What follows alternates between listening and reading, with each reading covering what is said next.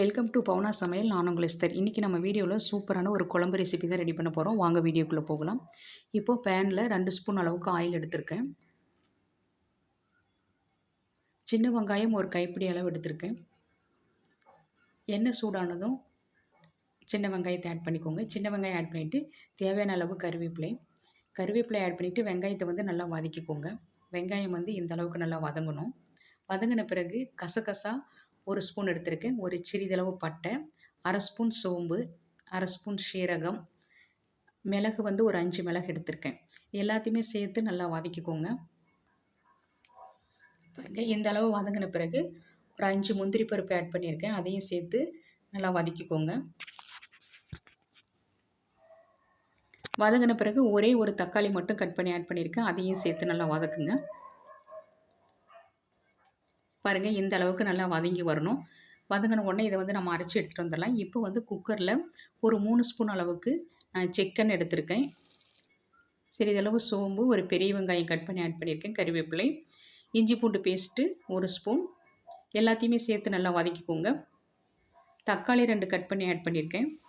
இந்த தக்காளிக்கு தேவையான அளவு உப்பு ஆட் பண்ணிவிட்டு நல்லா வதக்குங்க. தக்காளி சீக்கிரமாக வதங்கி வந்துடும். இப்போ 2 உருளைக்கிழங்கு கட் பண்ணி எடுத்து வச்சுருக்கேன். அதையும் இதோடு சேர்த்து ஆட் பண்ணிக்கோங்க.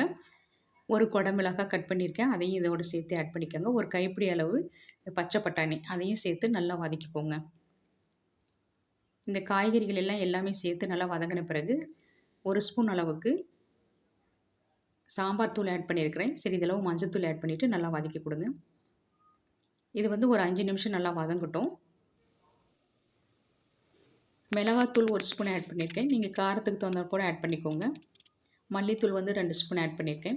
எல்லாத்தையுமே சேர்த்து நல்லா வதக்கி விடுங்க.